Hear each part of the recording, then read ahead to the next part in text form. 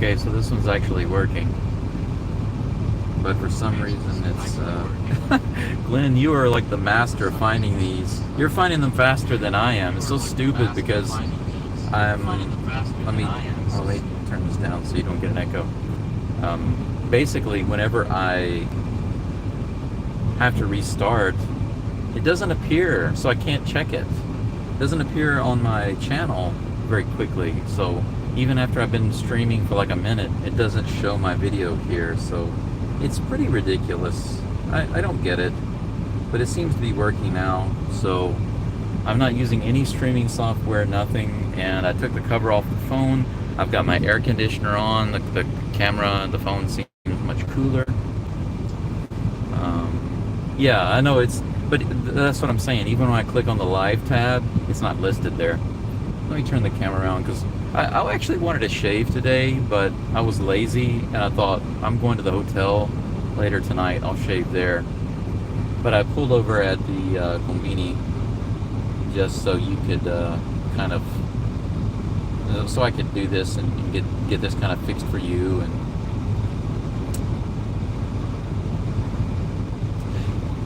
yeah, I'm not in a huge hurry. I mean, I don't want this to turn into a ridiculous series of videos, but it's just so stupid. This is the reason why I have a love-hate relationship with technology, because even though in some ways analog is so much harder and takes more time to work with and whatever, once it's running, the only issues you're going to have are literally like physical malfunctions. You're not going to have these stupid digital issues and clashes between the softwares and these stupid, dumb issues just over and over and over. It drives me up the wall. I just get really, really sick and tired of dealing with these stupid things, because it's very simple to me. You schedule a live video and you put all the information about the video, the thumbnail, the title, the description, all the links, the tags, and everything. And then you forget about it. And then whenever it comes time to do the live video, you open the software, you click go live, and then you run your live video. But for some reason, for some stupid reason, it doesn't, the software doesn't communicate very well YouTube, and there are often problems. But even if that doesn't have a problem, which it always does, but even if that doesn't have a problem, you're still going to have another problem, like, you know, the phone getting too hot or whatever. There's always some kind of nonsense. By the way, you may have noticed it's a little louder right now. It's because I haven't replugged in my microphone, but I'm about to do that. I forgot to do it while I was parked at the convenience. So I'm gonna see if I can do that. Replug that without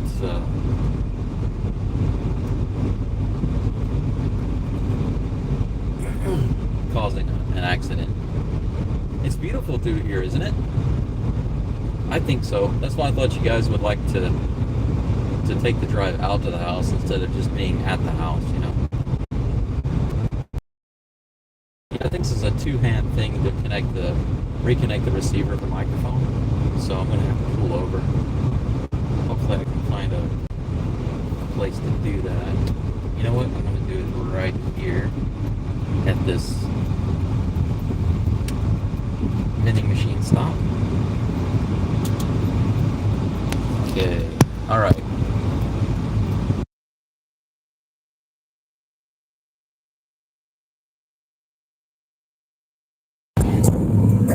All right.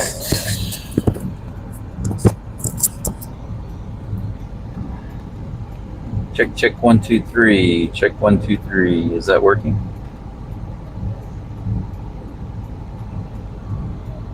Check 1 2 3. Is that working? Is that a little better? Maybe not so loud with the air conditioner and all of that? Is that a little better? Maybe not You were also having sound issues, muffled as you drove along, but okay when stopped. Maybe it was due to the overheating, maybe electrical interference from the scar. Whoops, whoops. I am so sorry about that. I'm sorry about all the echo. I turned up the volume on my other phone, so the video audio was feeding back into the microphone. My bad. I'm sorry about that.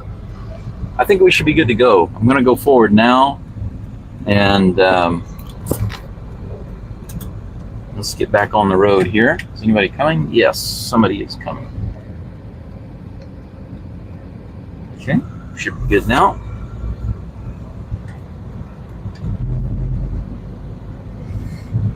Oh man, this is going to be not a drive to the countryside, not a trip to my Kominka. This is going to be a technical issues how-to video, a technical issues sim. That's what this is.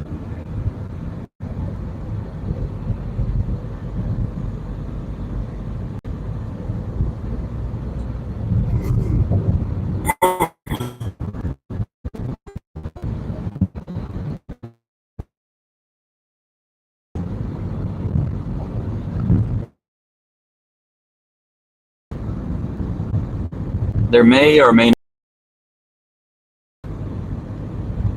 not connection issues, and likely there will be because we're driving through the countryside, so just bear with me as we go.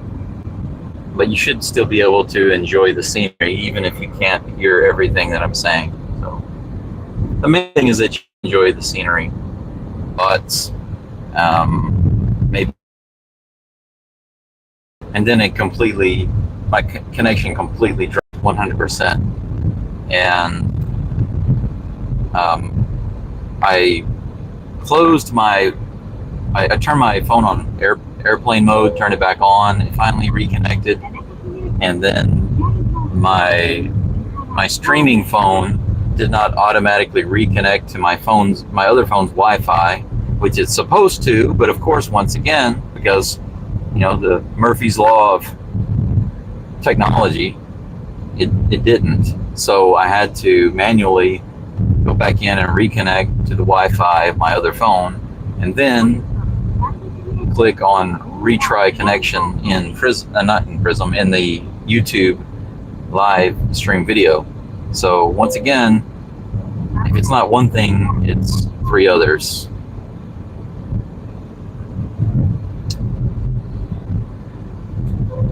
Yeah, the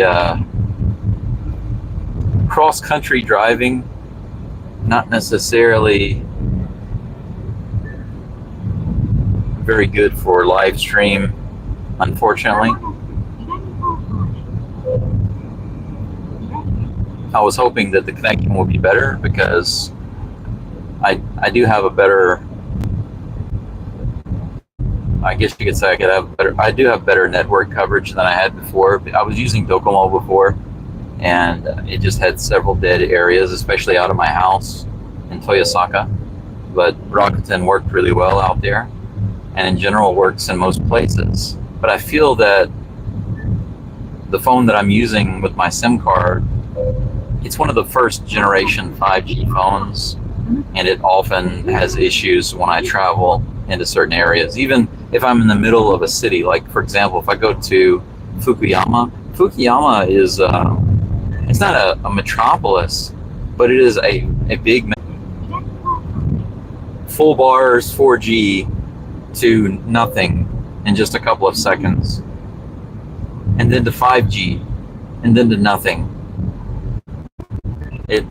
It's kind of like all I get good connection or just crappy connection. I don't just a decent regular. It sucks to share like a live stream driving in through the countryside and chat.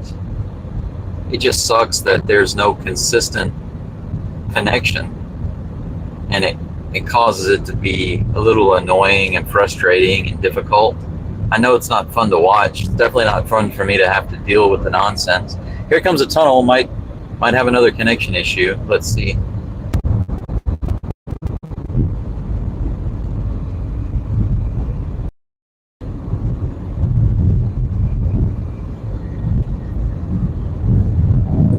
Well, the connection went down, but it seems to have retained, so I guess it's all right.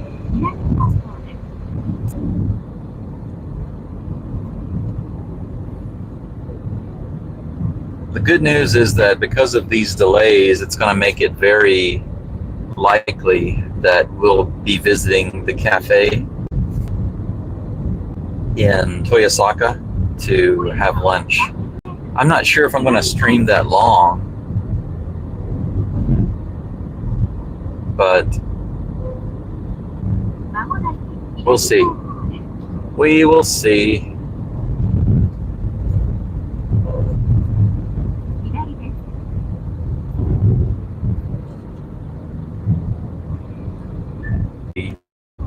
Talking when live stream is trying to, it's pretty ridiculous. But you know, you can even have these problems in some of the bigger cities. It's stupid. So they want us to believe that White House. They want us to believe that we can transmit, but no one's going to get me to understand that. It's contradictory information.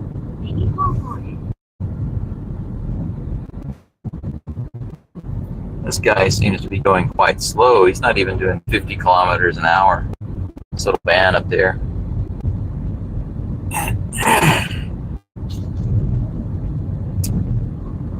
Okay, we are now entering Sera Machi, Sera town, which is, it has a few interesting places here. You know, a couple of temples. It even has like a Kominka cafe that's pretty cool. Has some nice desserts. It did have a couple of nice onsen, but unfortunately, during the pandemic, they closed down. Not permanently, but they closed down for a really long time. And as of the end of last year, they were still closed. They still hadn't reopened. So I didn't get a chance to try them out. May never be able to try them out. I don't know. Maybe one day when my health is better and I'm out at the house doing some work or something, I might have the time, and if I have some guests or friends come over, maybe we can go check them out. I'm going to take a moment in just a second to check out your messages. So, and I will check them in some safer place where I can take a look at the phone.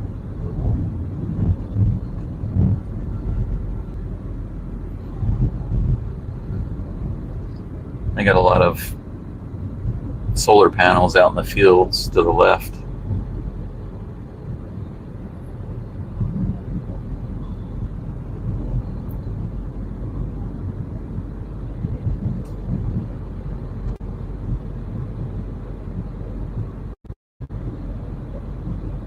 There are benefits and drawbacks, or shortcomings rather, to doing a pre-recorded video versus a live video. If I do a pre-recorded video of this trip, which I've done before, the good thing is that I can edit out any issues or any problems. I can fix everything. I don't have to worry about interference from all the technical issues. I can just cut all that stuff out. I can have a plan about exactly what I want to talk about. I can even make a list so I can keep myself on track. I can talk about those things, whether they're social issues here, things are going on with my house, things are going on with my health, or my opinions about some news or cultural things or happenings locally or in Japan, and just share those with you. And do it in a way that can be edited and kind of streamlined a little bit, and more enjoyable to listen to and watch. But the problem, the shortcoming, I guess you could say, of doing that is that I completely lose all interaction, almost all interaction. I know that you guys can post comments and questions and stuff on the video, but it just really sucks that we can't just have a discussion in the moment. You know what I'm saying? And that's the benefit, the primary benefit of the live video. It's spontaneous, comments, questions, and interactions are more immediate, spontaneous. The interaction is really high, and that's the main reason I like to do occasional live videos, is because I like to interact with you guys. And I think that something like this, drive through the countryside on the way out to the house, is a great opportunity for you to enjoy some nice views, especially this time of year, and for us to have that interaction and chat. But the problem is the connection and the technical issues. It's just, it makes it a big drawback. So there is no perfect solution, really. If I can't get a connection, there's nothing I can do about that. And there's no way I can increase interaction with you guys with a pre-recorded video. Unless live, do like a premiere and then chat with you guys in the video, in the live chat. But even though in shooting video, there's no substitute for that. But anyway, I don't want to go on and on and on about that. That's just kind of wanted to, share a little bit how I feel about that particular thing. I actually had connection, but once again, it's like my data freezes. I don't know how to explain it other than to say that my data connection freezes sometimes. So even though it says I have full connection, it's not actually giving me any moving data. No incoming and outgoing data. It just kind of freezes all activity. So I just have to put it in airplane mode, turn it back on, and then get it going again. So I feel like I don't know if it's the phone or if it's Rakuten, but I feel like I'm getting throttled because of the high usage. But that's ridiculous, because the mobile data plan that I have is unlimited data with no limit on amount or speed. But I sometimes get this throttling, even when I'm not doing a live stream. If I'm just watching a lot of videos, that's just the way it happens.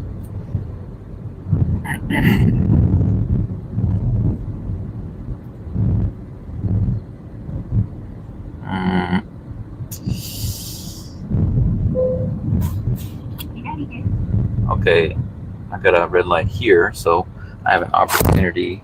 Oh, I got to turn left. Phone didn't tell me. That's nice. Trial by technical issues. That's right. Hills and tunnels causing connection issues. Yes, absolutely. You have an echo. And back. Yeah. The echo should be gone, right? I think that there's no echo now. And welcome back, Rubies. Thank you for coming back, even though the nonsense persists. I did check the phone. It is much cooler now that the cover is off, and I've got the air conditioner inside the van on, and I've got one vent actually blowing on it. So it's quite cool to the touch. So I think that there shouldn't be any more overheating issues.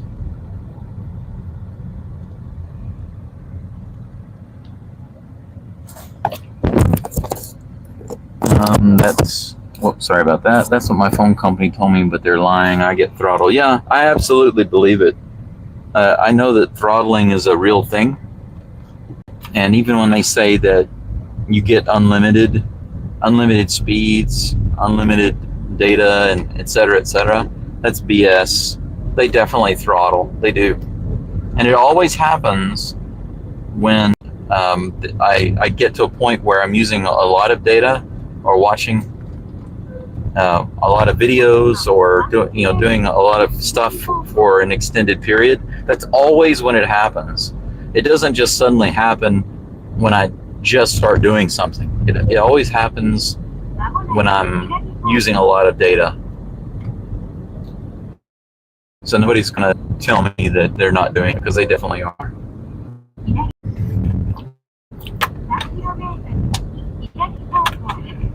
Okay. Now basically where we're at right now, I'm now very familiar with this location. This is Serra. This is the middle of Serra town. And from here to my house, go from here to my house, takes to get from here to there, it's roughly the same. The third way is pretty easy, but it adds on a few minutes. Kotokuji Kofun.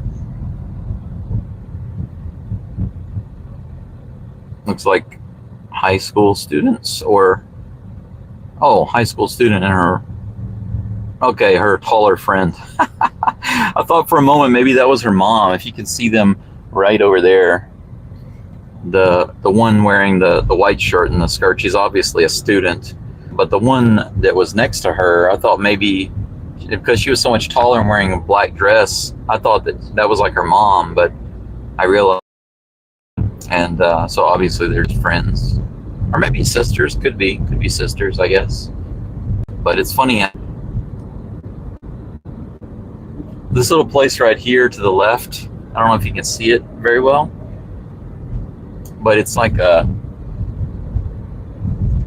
thrift junk, it's like an open air thrift junk store.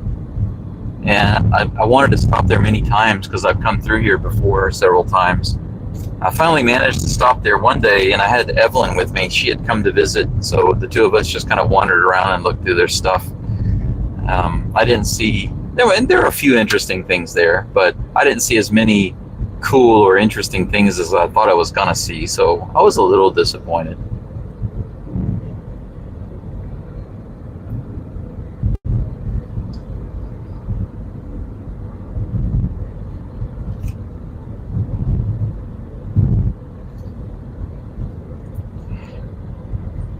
Excuse me for a moment.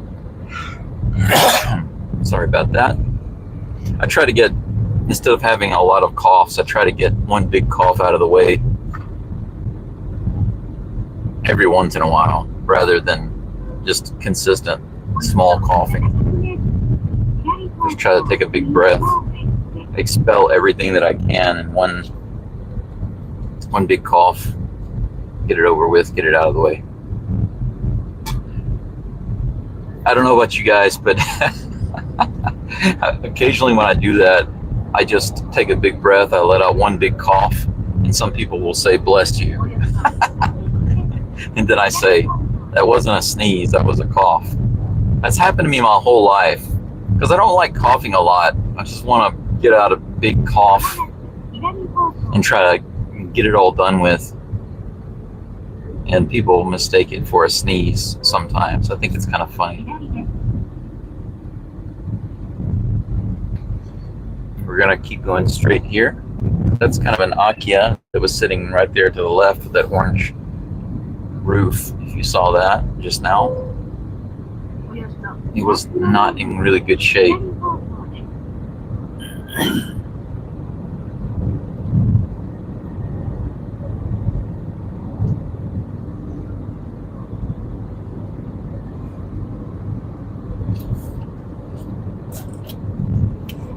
Okay, we've got roughly 20 more minutes till we get to the old Kominka.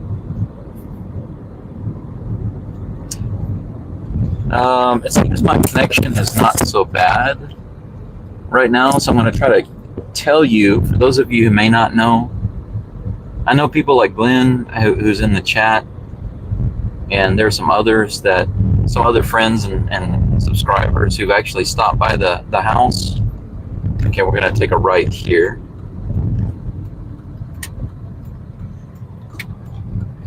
And you know that I have several buildings on my property, and the building in the far back left of the property, I don't know how else to explain it other than to say it's kind of like a big shed, almost like a half barn, because it's got several open sides, and it's got kind of some rafters built. It doesn't really have a second floor, but it has a kind of a floor built up in the top, and a bunch of stuff was stored up there.